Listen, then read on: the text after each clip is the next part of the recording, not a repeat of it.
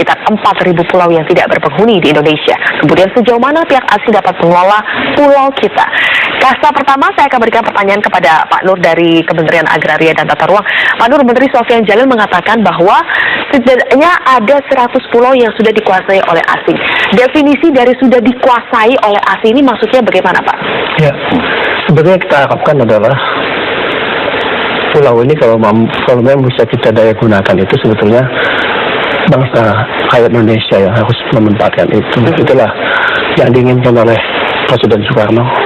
Tetapi oleh karena kondisi kemampuan kita tidak kurang, sehingga kita membutuhkan tangan-tangan pihak ketiga terutama dari asing juga untuk mendayagunakan pulau ini supaya punya nilai ekonomi. Terutama kemampuan yang kurang itu maksudnya kemampuan finansial, Pak, ya? Finansial juga, teknologi juga, itu yang kita butuhkan sesungguhnya. Sehingga kita belum mampu untuk berdiri mengandalkan kemampuan dalam negara kita.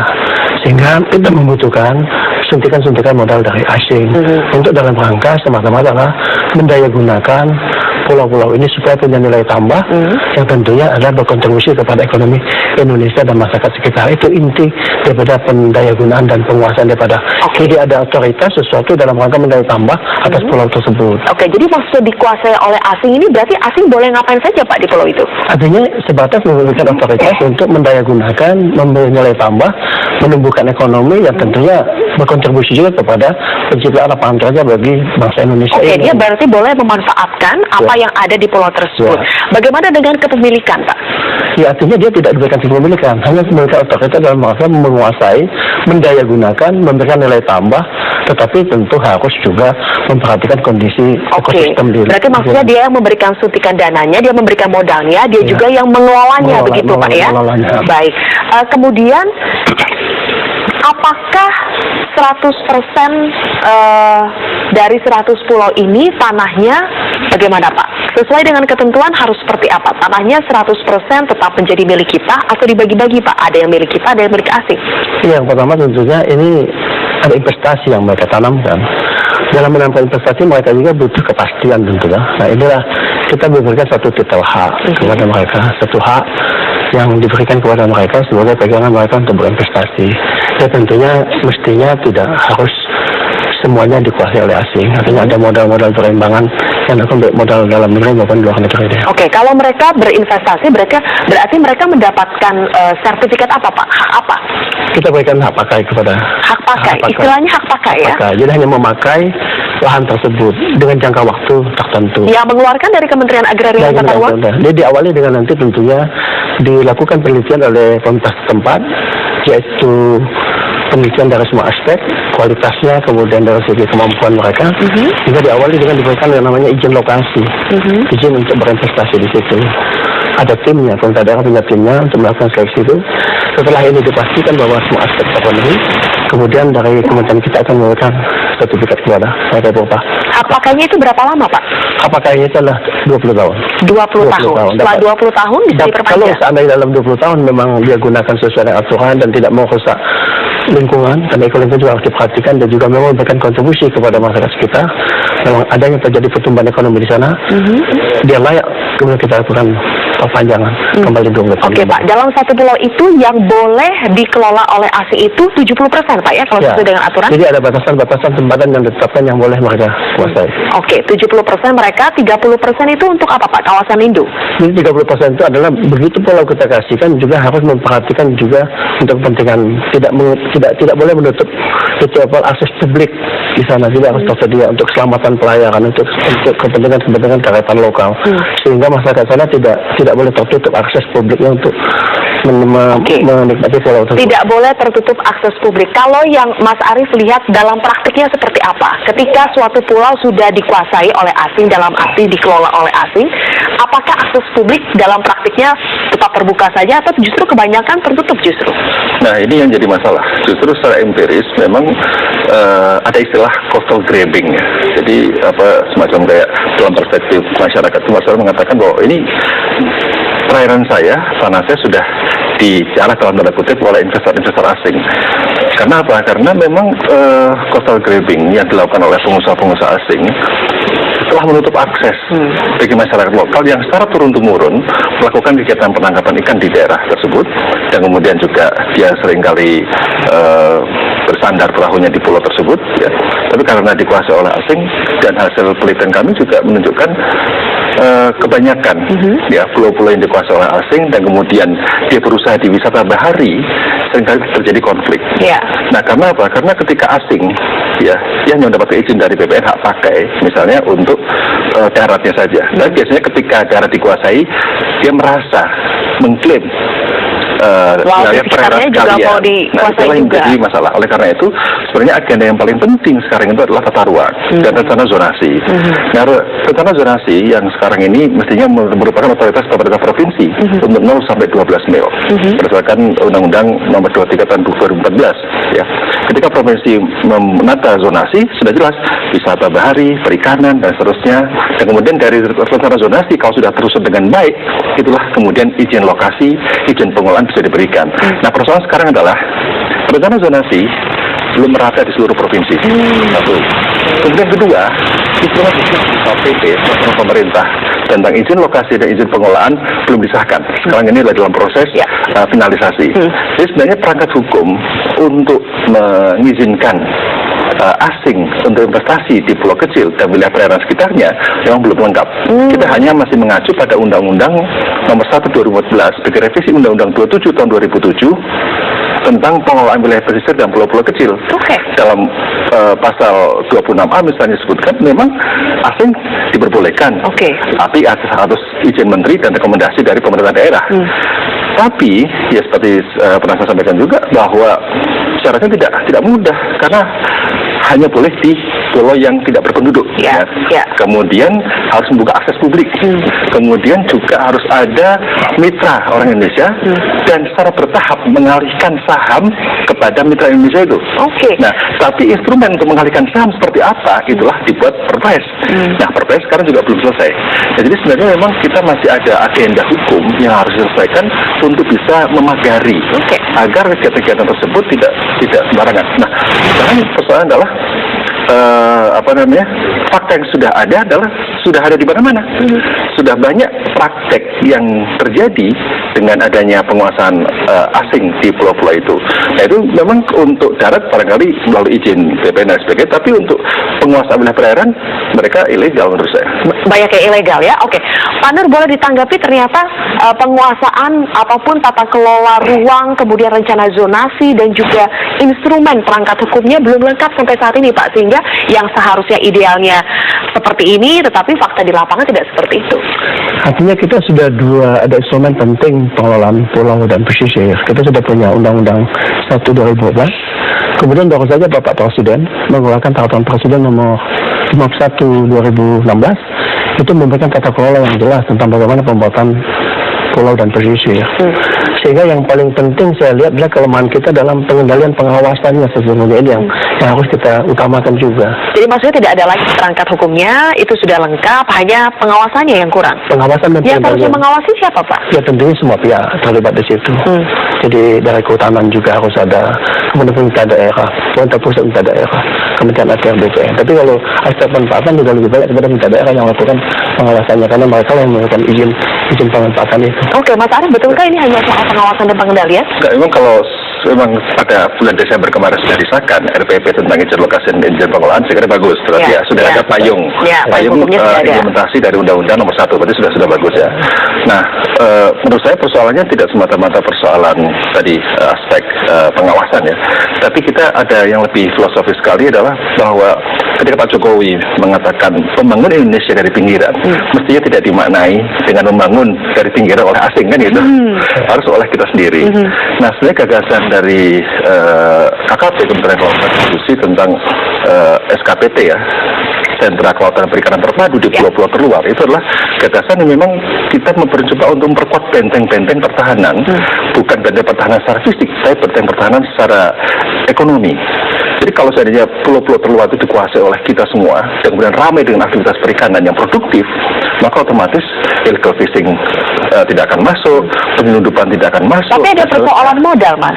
Ya makanya itulah yang kemudian kita harus satu komitmen pemerintah untuk membangun infrastruktur di pulau-pulau terluar itu, karena dengan infrastruktur lengkap di pulau-pulau terluar, otomatis pengusaha akan datang.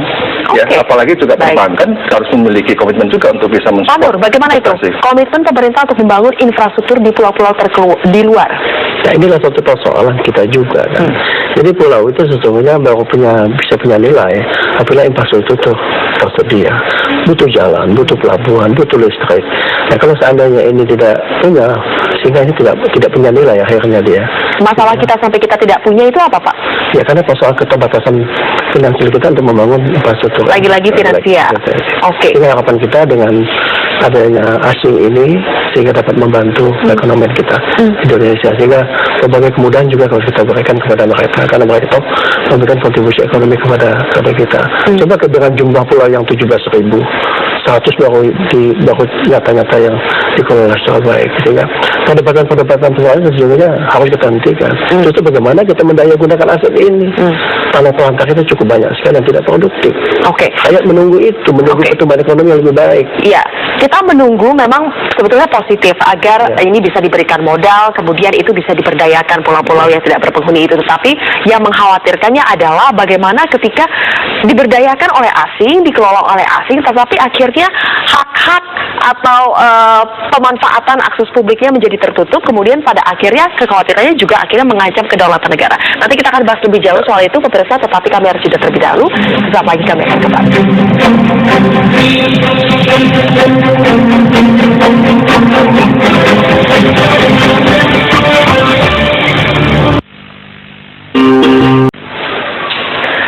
Pemirsa, pulau-pulau yang memiliki potensi wisata karena keindahan bahari di Sulawesi justru dikelola oleh pihak asing dan mengakibatkan warga lokal sulit untuk mengakses pulau tersebut.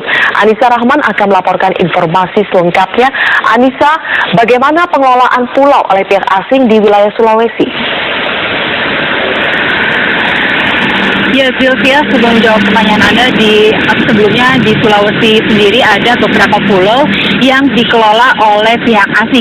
Di antaranya adalah Pulau Wanmoba yang terletak di Kabupaten Wakatobi, Sulawesi Tenggara.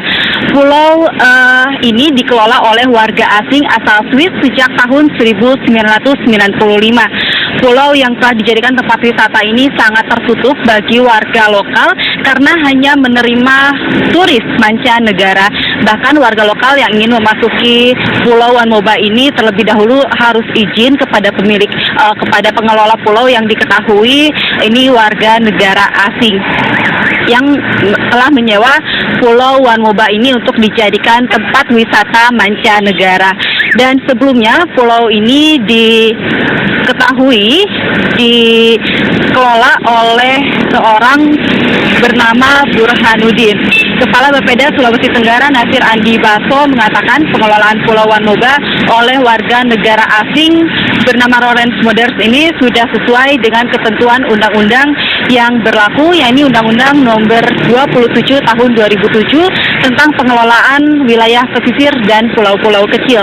Meskipun telah disewa, namun pemerintah Kabupaten Wakatobi terus mengawasi pengelolaan pulau oleh warga negara asing, dan Pulau Wanmoba ini disewa selama 25 tahun, dan ini sudah sejak tahun 1995. Dan selain Pulau Wanmoba ada juga pulau yang lainnya, yakni Pulau Gangga di Kabupaten Minahasa, Sulawesi Utara. Pulau ini diketahui dikelola oleh seorang warga negara Italia dan mendirikan resort setara hotel bintang 4 dan setiap bulannya memberikan kontribusi kepada pemerintah Kabupaten Minahasa Utara, yakni pajak hotel yang besarnya sekitar 15 hingga 23 juta rupiah. Sylvia. Baik, Anissa Rahman melaporkan langsung dari Makassar, Sulawesi Selatan. Terima kasih. Pak Nur, langsung saja, ini ada satu contoh, Pak, Pulau Wanmoba tertutup untuk warga lokal, hanya boleh menerima turis mancanegara. Bisa sampai seperti itu, Pak di lapangannya? Baik, kita pastikan bahwa regulasi kita tidak demikian. Ini persoalan penerapan di lapangan. Kembali lagi kepada pengendalian pengawasan.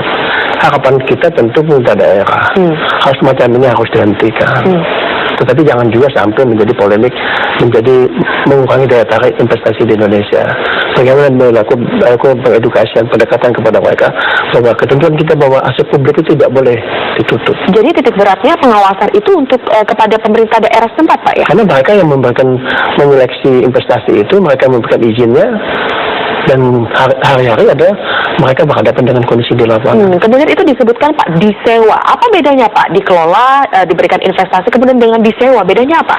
Ya tentunya walaupun yang kita berikan hak pakai itu adalah prinsip adalah mereka bukan memiliki, hanya semata-mata mendaya gunakan. 20 tahun pun juga sepatutnya juga bisa kita kasihkan teknologi sebagai menyewa terhadap tanah tersebut, bukan memiliki. Dan mendaya gunakan, menambah nilai tambah terhadap pulau itu, membangun pertumbuhan ekonomi, berkontribusi kepada daerah, kepada pajak. Tadi kan kita. Bapak bilang kalau hak pakai itu 20 tahun, Pak. Ini disewanya 25 tahun, Pak, sejak 1995. Kejadian ini tahun 95. Kita punya regulasi tahun 2007 itulah kita membatasi 20 tahun. Oke, berarti untuk kedepannya yang tidak bisa ya. Oke, Mas Aris, tadi dikatakan oleh Pak Nur ada permasalahan finansial. Jadi kita belum mampu untuk mengelola pulau-pulau tersebut dengan modal kita sendiri. Karena itu kita memanfaatkan ASI. Sebetulnya apakah memang kita belum sanggup atau ada sebetulnya cara lain, Pak, untuk mengakali soal finansial itu? Ya, menurut saya banyak cara ya.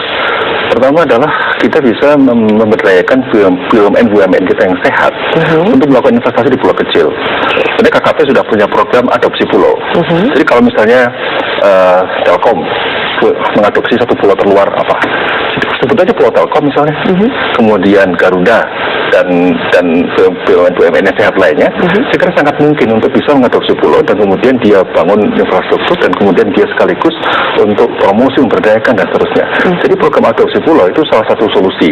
Adopsi pulau ya? Adopsi pulau itu oleh institusi, kayak silakan aja oleh swasta kita atau oleh BUMN dan sebagainya. Supaya apa? Supaya memang kita memang tidak anti asing, tapi untuk pulau terluar, memang saya kira itu adalah kewenangan mutlak dari pemerintah. Ya, jadi pemerintah yang memiliki. Memang asing ketika di pulau, misalnya di pulau yang lebih dalam ya, di wilayah bukan di terluar itu, ya dia punya hak pakai berdasarkan PP nomor 40 ya tahun 96, yang dia tidak punya right to transfer, tidak punya transfer right ya, hak untuk mengalihkan. Dia hanya pakai aja 20 tahun bisa diperpanjang. Nah, jadi kalau saya lihat tadi kasus di Wakatobi misalnya, nah sebenarnya persoalannya adalah satu, rencana zonasi belum ada. Rencana zonasi belum ada. Kemudian yang kedua, ya tadi PP-nya saya belum mendengar. Saya belum dengar PP tentang izin lokasi dan izin pengelolaan. Ya.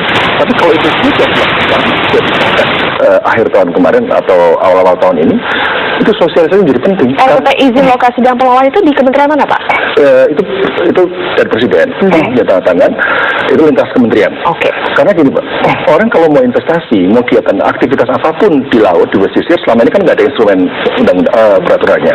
Nah, Undang-Undang Nomor 1 2014 mengatur bahwa orang kalau mau investasi di wilayah air, memanfaatkan kolom air, ya, dia harus mendapatkan izin lokasi dulu. Kalau izin lokasi kemudian sudah mendapatkan, kemudian dia untuk wisata bahari, izinnya ke Kementerian Pariwisata. Tapi kalau untuk budidaya perikanan, izinnya ke Kementerian Kelautan. Lintas kementerian. Jadi kalau ya? izin pengelolaan itu sudah relatif teknis kementerian. Tapi untuk izin lokasi itu justru yang pokok sekali. Nah, ini kan lagi proses penggodokan dan moga-moga sudah disahkan. Tapi kalau itu sudah, sosialisasi menjadi penting karena problem di Indonesia adalah ketika hukum sudah di undang-undang, PP, permen sudah disahkan, implementasinya ini sampai daerahnya itu kita kan luas sekali ya. Sampai daerah itu kapan? Kadang-kadang sampai 2 tahun daerah nggak paham.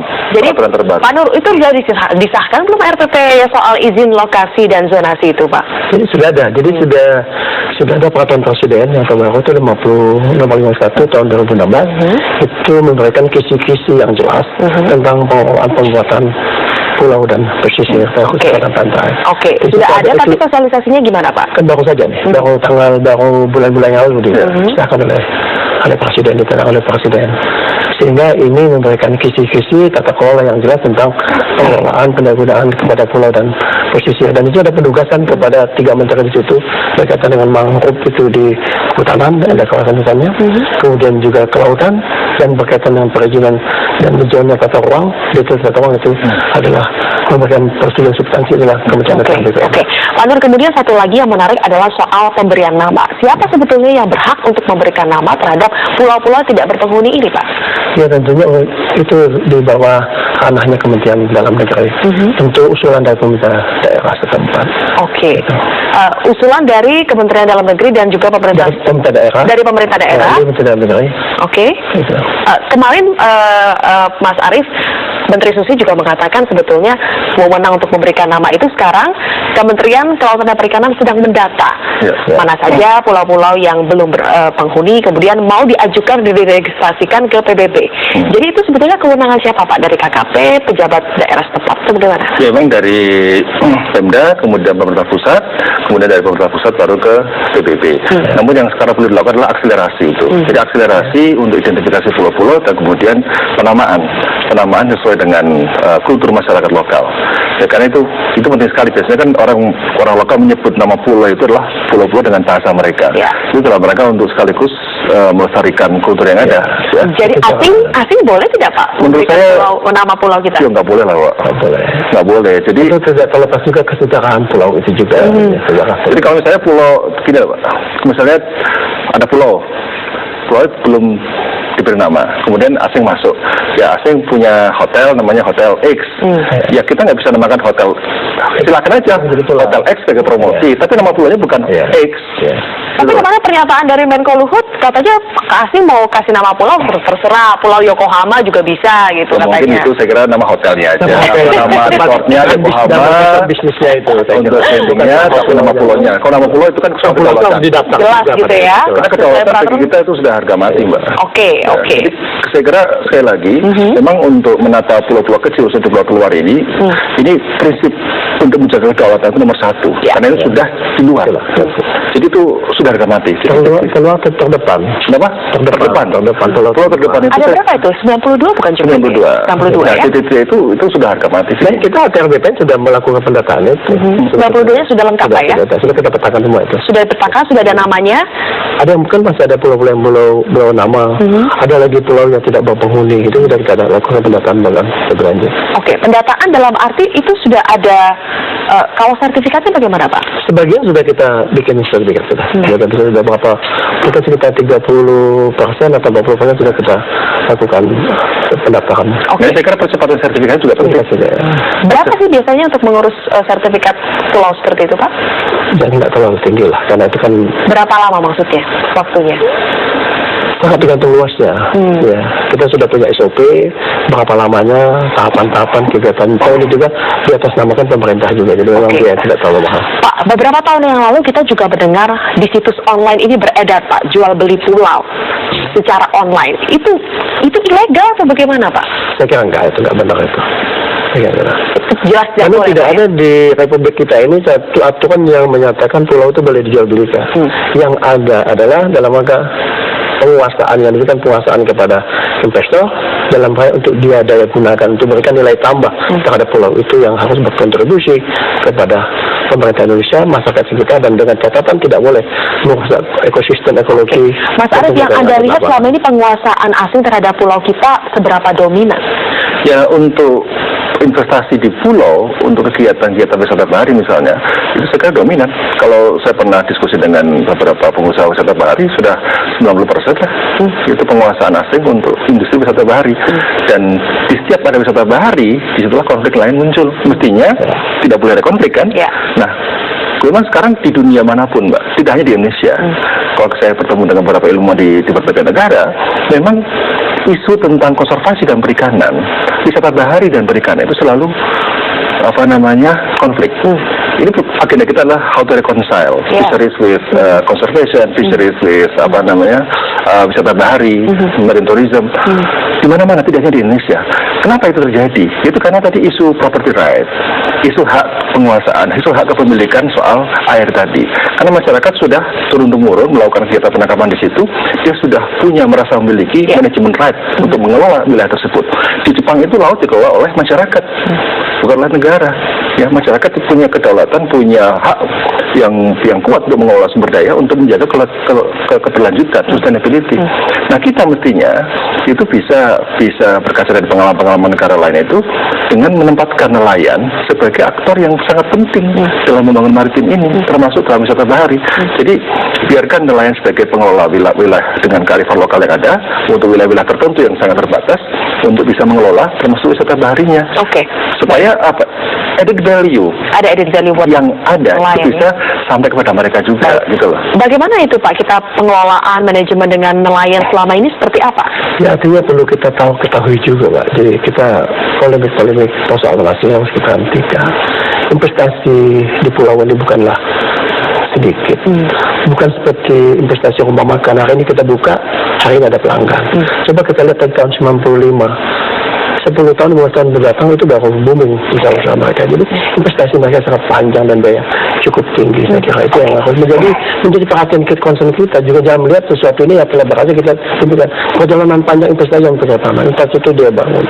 Dan daya minat kita undang itu usaha-usaha lokal kita ini untuk menjembatani Pak supaya tidak ada konflik lagi antara pengelola wisata bahari dengan nelayan. Bagaimana menjembatani itu Pak? Ya, peranan pemerintah daerah harus lebih kuat, lebih konsen memperhatikan hal itu. Karena catatan regulasi kita jelas bahwa dalam pembangunan ini adalah haruslah pertama masyarakat tidak harus menjadi penonton di situ. Mereka harus juga menikmati, mereka harus dibudidayakan, alam tidak boleh dirusak. Itu regulasi kita jelas. Tapi dalam implementasinya ini harus kita lakukan. Oke, Mas Arief, bagaimana mendorong implementasi dari pemerintah daerah ini dorong lagi supaya lebih berperan Pak? Satu adalah instrumen hukumnya rencana zonasi dulu dibuat. Kalau rencana zonasi sudah clear, karena rencana zonasi adalah produk politik melalui perda, bukan melalui pergub atau melalui per bupati dan sebagainya, itu melalui perda.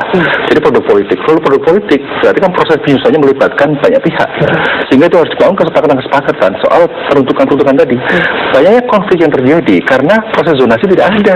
Jadi saling mengklaim. Nah, kalau pemerintah daerah sudah clear betul mengalokasikan ini loh untuk wisata, ini loh untuk perikanan, ini loh untuk yang lain-lain sebagainya, itu insya Allah tinggal pengawasan, penegakan di Perpres 51 ini sudah. Perpres 51. Mengamankan untuk menyelesaikan semua. Selain rencana zonasi itu, kemudian kedua adalah kapasiti pemerintah daerah. Jadi pemerintah daerah harus dibangun kapasitinya memang untuk bisa satu mengendalikan, kemudian juga merencanakan. Ya syukur-syukur kalau bisa tumbuh pengusaha-pengusaha daerah untuk bisa mengembangkan wisata bahari di pulau-pulau kecil. Ya, jadi jangan sampai kita merasa tidak mampu terus. Harus sudah mulai, meskipun kita tidak menutup ya, kita tidak menutup, tapi kita harus sudah mulai desain baru seperti misalnya Kementerian Pariwisata harus sudah mulai memiliki roadmap bagaimana munculnya pengusaha-pengusaha di wisata bahari. Ini satu lagi nih PR kita ya, bagaimana meningkatkan kapasitas dari pemerintah daerah dan juga mendorong Kementerian Pariwisata untuk memunculkan itu. Nah, pemirsa, kami akan putarkan dulu. Ini ada cuplikan pernyataan dari Menteri Susi Puji Astuti terkait dengan pengelolaan pulau-pulau di Indonesia. Pak Rory, begini, jadi sebetulnya kita memang sudah berniat untuk tahun 2016 bulan Desember saya sudah press conference 2017 ini Kementerian Kelautan dan Perikanan akan memulai menertibkan, menata, meregistrasi atau mendaftarkan pulau-pulau di Indonesia untuk supaya satu, memastikan kedaulatan negara atas wilayah pulau-pulau itu. Yang kedua, melakukan penataan pertanahan yang merupakan aset negara. Yang ketiga, tentunya untuk meningkatkan pendapatan negara. Yang keempat, mempertahankan budaya atau kultur masyarakat tradisional yang ada di pulau tersebut bila pulau itu berpenghuni. Yang kelima, intinya ingin mensejahterakan penduduk pulau-pulau yang ada penduduknya. Jadi memang kita mengidentifikasi persoalan ini sudah banyak. Jadi ada pulau-pulau yang terutama meriskankan kepada keamanan dan kedaulatan negara. Yang kedua itu adanya indikasi penjualan pulau-pulau ke warga negara asing. Ada yang pakai perusahaan, tapi ada juga yang pakai nomine. Nomine itu pernikahan atau seolah-olah dititipkan dan lain sebagainya. Mirip-mirip seperti itu. Yang lain juga kerusakan lingkungan yang tidak terkontrol. Yang paling mengkhawatirkan adalah dipakainya pulau-pulau tersebut untuk kegiatan illegal fishing, illegal logging, drug trafficking, human trafficking, dan lain. Baik, apakah langkah dari Kementerian Kelautan dan Perikanan tadi disebutkan di awal adalah menertibkan dengan cara meregistrasi dulu di pulau ini ke PBB dan selanjutnya ada upaya-upaya lainnya? Apakah langkah itu bisa kita sebut sebagai langkah awal yang baik, dan setelah langkah itu dilakukan, apalagi langkah-langkah selanjutnya untuk memastikan bahwa kita betul-betul bisa menjaga pulau-pulau ini tidak melebihi porsinya kepada pengurusan asing? Dari Pak Nur terlebih dahulu. Saya kira langkah itu langkah sama. Bu Menteri Susi sudah minggu yang lalu datang ke kementerian kita untuk berkoordinasi, untuk bersatu padu untuk dalam upaya kita mendaftarkan pulau-pulau tersebut. Tidak dilakukan. Saya kira langkah-langkah yang tepat, langkah pertama. Baik, Mas Arief. Saya kira itu langkah yang sangat baik bagi kita untuk mulai. Tapi yang penting adalah bagaimana kedaulatan, keadilan dan keberlanjutan itu bisa terjaga di pulau-pulau kecil itu. Yang penting keadilannya nih, karena saya kira kedaulatan sudah menjadi concern bersama, keberlanjutan concern bersama, tapi isu keadilan, bagaimana masyarakat lokal bisa mendapatkan manfaat. Dan yang bisa memastikan soal keadilan itu siapa? Ya pemerintah dong. Karena pemerintah punya fungsi untuk menegakkan keadilan dan mendistribusikan keadilan. Jadi jangan sampai kue-kue pembangunan itu hanya ada di daerah Jawa saja, tapi daerah pulau-pulau terkecil mereka juga punya hak untuk menikmati kue pembangunan. Baik. Satu itu, kemudian kedua, ya aktivitas apa yang ada di sana harus memberi manfaat buat masyarakat sekitar. Baik. Terima kasih Mas Arief Satria, pengamat kemaritiman dari IPB, dan juga Pak Nur Marzuki, Sekjen Kementerian Agraria dan Tata Ruang, atas waktu bersama kami. Bersama Metro Pagi, Prantam akan kembali berlanjut. Tetaplah bersama kami.